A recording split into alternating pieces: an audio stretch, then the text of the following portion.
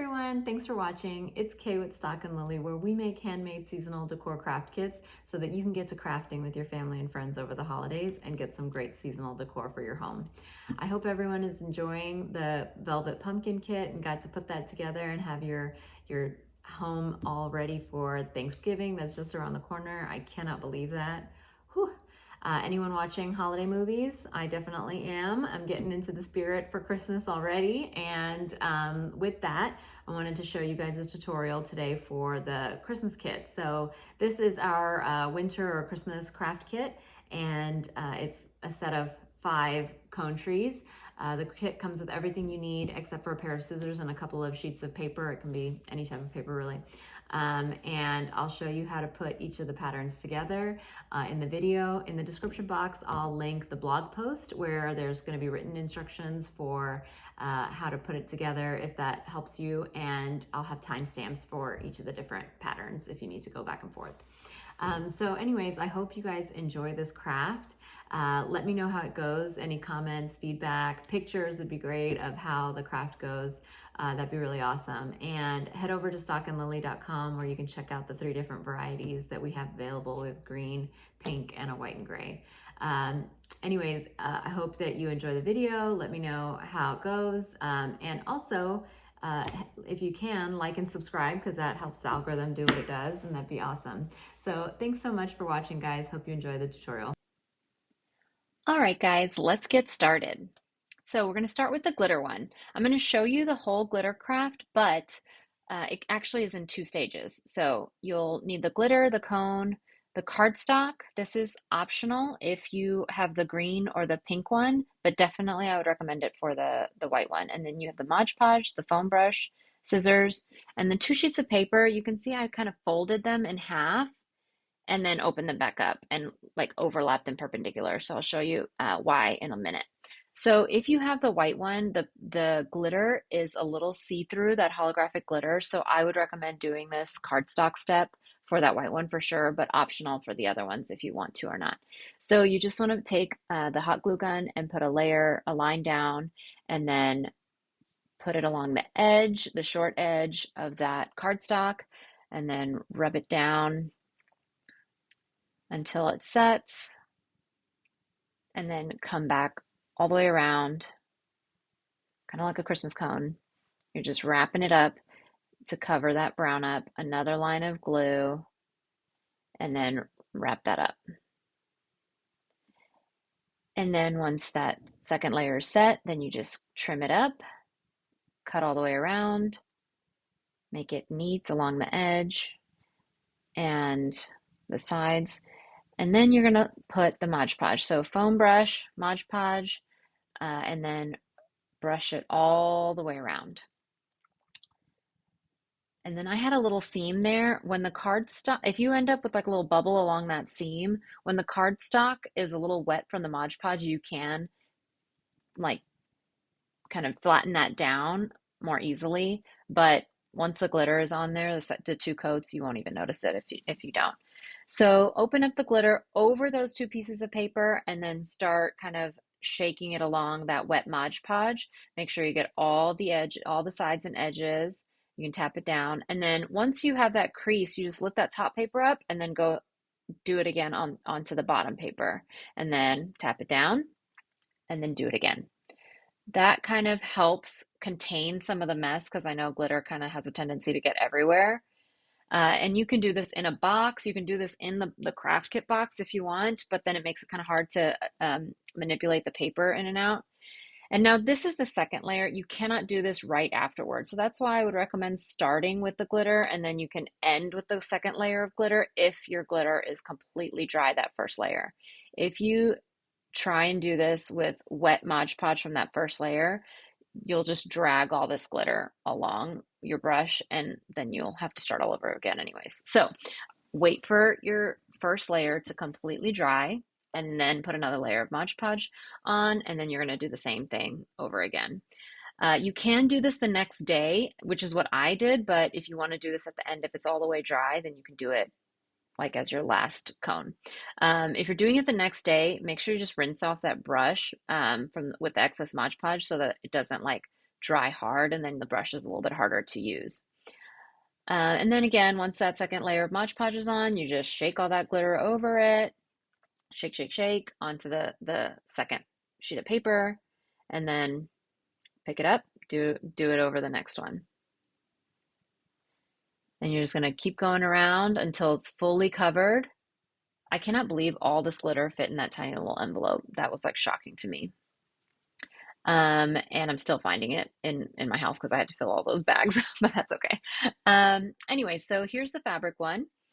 The fabric one, you just need scissors, a glue gun, and the fabric and the cone.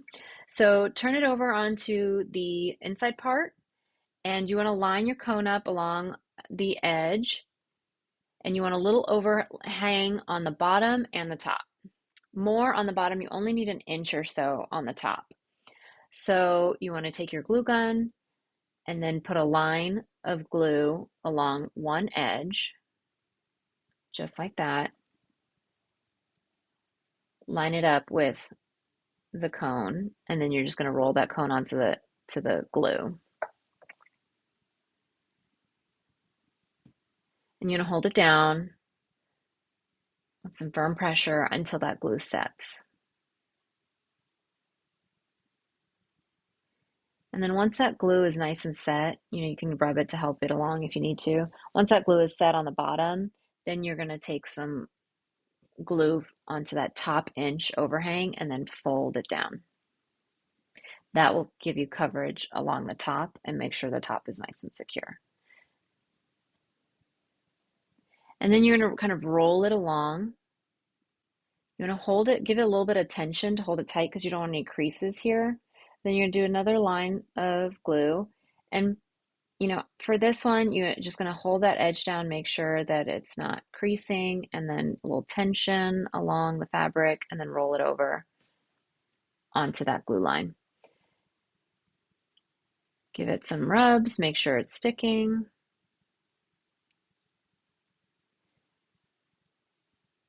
And then you're going to do the seam at the end. This is me just rubbing it to make sure it's all secure and dry. If doing it the whole line is a little bit like too fast, because you do kind of have to work a little bit fast, you can do it this way with just small sections at a time. And that may work a little bit easier.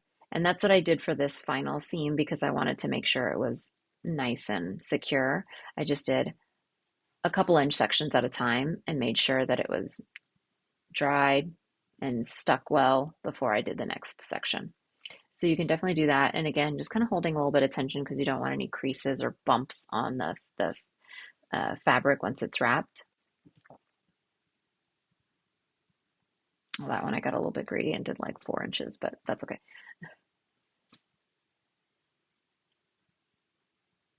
And see, it didn't work. So then I had to do another to the bottom. And that's okay. So then you just make sure that it's taut, no wrinkles, all secure. And then you take the scissors and cut the seam. Have a little bit of overhang and then along the long seam and on the bottom, because you're gonna have to glue those sides down. Just a little 1/2 inch or so. And then you just take the glue gun and just go along that whole thing and glue it flat. And then it's sped up, so just hold it until it's actually the glue is a little bit dried and set all the way along. And the same on the long edge too. You just want to make sure it's all glued down and secure. And that's the cone craft, the fabric cone craft. Awesome. Now the yarn one. There are 2 cones that you'll do the yarn for. That's the yarn. Then you'll have some glue gun, scissors, and the cone. You're going to do it with one of the small cones and one of the big cones. So there's one big cone. That one will be yarn, and then one of the small ones will be the yarn as well. And I forgot to mention the fabric cone will be medium and the felt one at the end will also be medium. So you're going to start with a little line of glue on the inside. It doesn't matter where because it's going to all look the same. And then you just want to dot that, like stick the yarn in as kind of an anchor. And the glue temp, like if I get hot glue on me, it doesn't really like bother me too much because I guess my fingers are used to it. But you can definitely use like the metal part of your scissors to kind of like as a spatula to stick that on if you don't want the glue to touch your skin.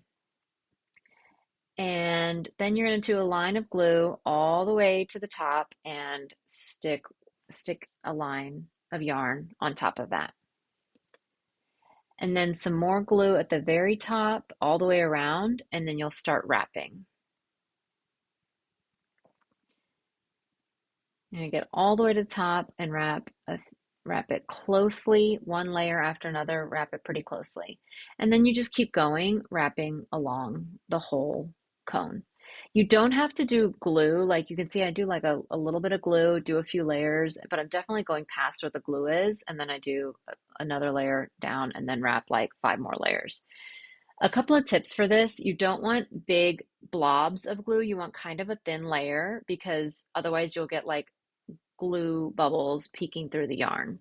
Another tip is you want to be really conscious of not like when you're going around the edge on the bottom that you can't see, you want to make sure you're like going close up against the layer on top so they don't have any brown gaps. Now, towards the last 2 layers, you want to go all the way around with the glue. So you can work in sections, put some glue, wrap it, and make sure like there's glue along the last 2 layers all the way around. And then I'll show you here, like this last layer, it's kind of close to the edge, so there's like a little overhang. So I really could only do like a little section at a time, glue it, hold it, glue it, hold it, and I'll show you that. Because you just want those last 2 to 3 layers, you want to be very securely glued and the top. So if it's like really secure on the top and the bottom, and like every few layers have glue, so you don't have to glue all the way around. Yeah, you can see it, just do a little bit of glue, hold it, and then do the next section, a little glue, hold it. And that's how you do like the bottom couple. Sorry, I went a little off screen there. So hard to stay centered.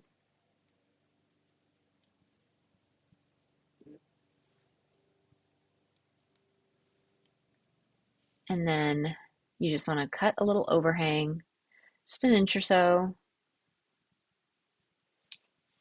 And then the same way you started, that's how you'll finish too. You'll just do a line of hot glue inside the cone and then stick that little straggling piece in there to hold it down.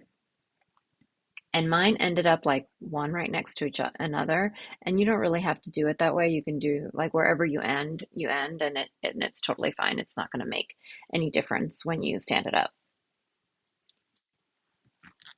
And that's the second cone, or the yarn cone done. That's a small one, and there's the big one next to it. So that's that, and you have plenty of yarn for both. Now, finally, the last medium cone, this is the felt petal one, and I'm going to show you 2 different ways to do it. This is one where the petals are curved and like has a little bit more texture to it, and this is where it's just flat. So this one, of course, this is how the petals come pre-cut, it's just flat. But to get that curved shape, you're just going to put a little, like the tiniest little dot of hot glue on one edge, and I'll show you that. Just on the edge there, tiny dot, and then press the edges up on either side and hold it for a few seconds. And that's it. And you want to do that for a bunch of them. I definitely provided more petals than you need because I wanted you to have extra for any reason. Like if one of them just looked like got messed up with too much glue or something like that, you could throw that one away and then have enough, so no worries there. I wanted a ratio of about 2 to 3 white ones for uh, every gray one or colored one, as this is gray, but there's pink and green as well. If you're doing it flat, then at the thickest part, you want that edge to fall like right at the thickest part of the petal, and then a little bit of overlap between between each petal, a little bit of overlap. That will help there not to be any gaps. So I did two whites, a gray, and then another two whites. And on either side of the gray, I wanted a white. And you do that where same thing, you're going to have them overlapping on the sides and above, on the layer above and below, so that it just gives that kind of tree effect. So two whites and a gray, and then you just go all the way up. And then you finish with the small petals, so I'll show you that at the end. But I wanted to show you the curved petals as well. So same sort of thing, you want to start with the fattest part of the petal kind of at the edge there, and then a little bit of overlap, and then you start like layering them like that. And if you're like, I was a lot more careful with this one for the tutorial than I was for the example one, and you'll see why. Like I had some gaps on the other one, and I'll show you how to deal with that as well. So here's a few petals, and then here I put a gray one at first, and then I was like, oh, I don't like the two gray right next to each other, so I took that one off, and the glue is still hot, but even if it was dry, you just pull it gently, and then I stuck a white one on there. And then I put that gray one right next to the other ones. So you can see you just do the same thing kind of going all the way up. I wanted to show you like those two different ways of doing the trees, so you can choose whichever one you like. I'll show you one more of the petal kind. Stick it on there and then make it another layer. Awesome. Oh, I guess I'm showing you another one. Great, cool. One more. And you can see like it overlaps nicely, but uh, if you find that as you get towards the top, they're not overlapping as nicely and you have some gaps, I have some small petals that are great for the top if you're doing it flat, but they're on the curved one, they're great for filling in any gaps so that you don't have any little gaps when you display it. So you can do that. And then you go all the way up to the top with the bigger petals for the curved one. But for the flat one, it's nice to kind of end with a layer of those small petals, and you can do any color, whatever works, but those small petals look really nice at the very top.